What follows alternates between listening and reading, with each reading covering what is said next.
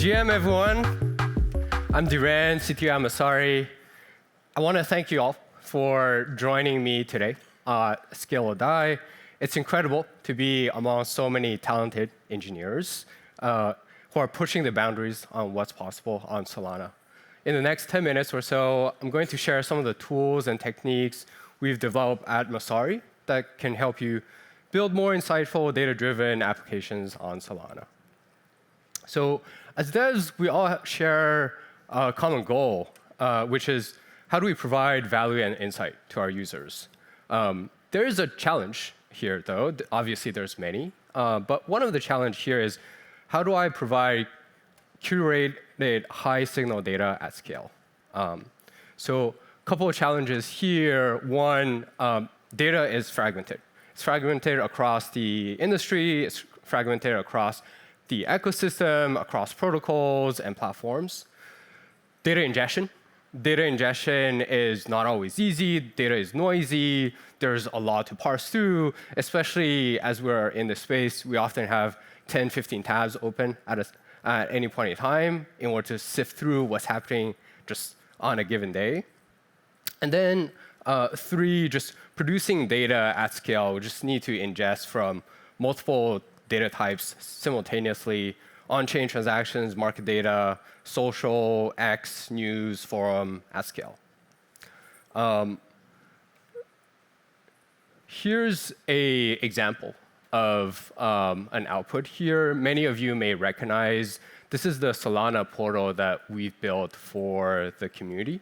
This is a free tool for the Solana community that provides insights on what's happening on Solana, specifically with token unlocks, news, research, fundraising, key events, and many more that leverages the enterprise data sets that we built under the hood.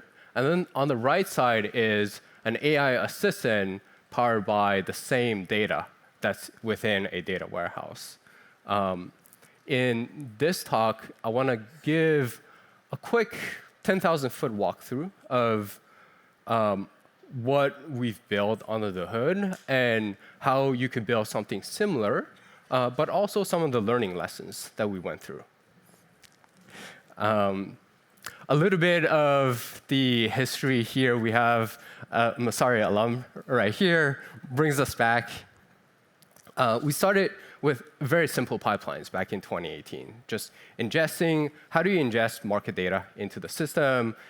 What we started with is ETL jobs running in a Go service and storing that data into, we started out with Postgres. We had some evolved version of Postgres.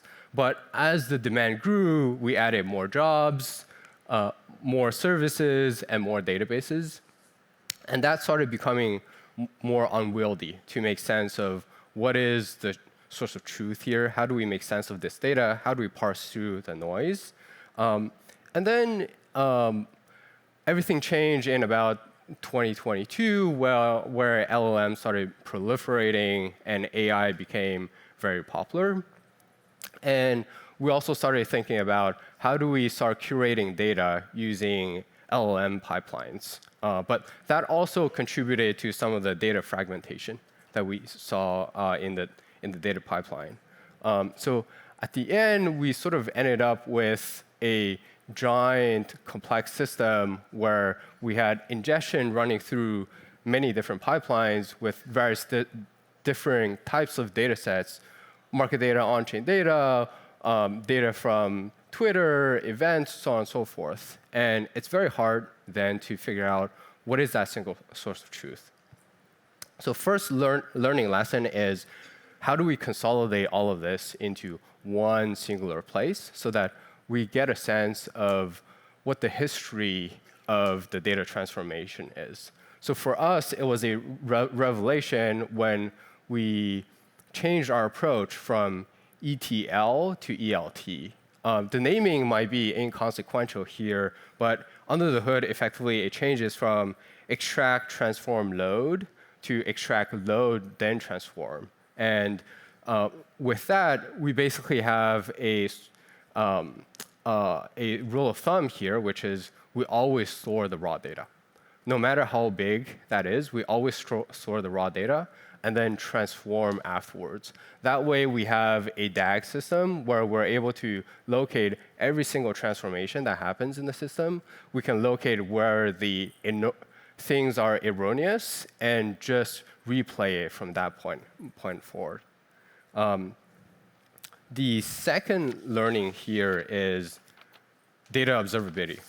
This is an example of a job that we run in the backend. As you can see, everything that feeds into the job is clearly laid out, how it's run, when it's run, and just being able to observe the data pipeline is a game changer. And that's something that we recommend anyone who transforms data at large scale to leverage as well. There's plenty of open source tooling around this. And then the third learning that I'll share here is doing AI pipelining well means doing data engineering well. This means being able to process data at scale, being able to have good data lineage. Because whatever AI embedding that you generate, you want to understand where it's coming from, but also, more importantly, when you give an AI answer, you want to source back to the original source content through citations. So this one note here is having that data governance allows us to both create AI embeddings here, but also help with some more advanced techniques like fine-tuning and model training. The last thing that I'll share here is a couple of tools that we make available for developers here. One is our signal dataset. This is you can think of it the output of all of the data curation pipeline, and it leverages the entire data warehouse to provide AI insights on what the trending topics, what are the most, what are the things that the community are talking about the most, which KOLs and assets are gaining in terms of mindshare attention, sentiment, so on and so forth. And then the last thing that I'll share here is the AI toolkit, which is available to everyone to use. The AI toolkit brings all of crypto knowledge into one assistant. It pulls from Messari's 170 terabytes of curated data and provides answers that are real-time, source-grounded. Everything is returned via the API, including citations, tables, and charts. So for devs, whether it's Derive building Def AI or integrating into the Coinbase AI agent kit or Eliza OS, a lot of developers on Solana have found a crucial value add in integrating crypto intelligence into their protocols. And this is also free to try out. We give a free tier for every dev on Solana to be able to try this. So last thing here that I'll say is I welcome everyone to try out the API. Hopefully this makes your protocols and tools better.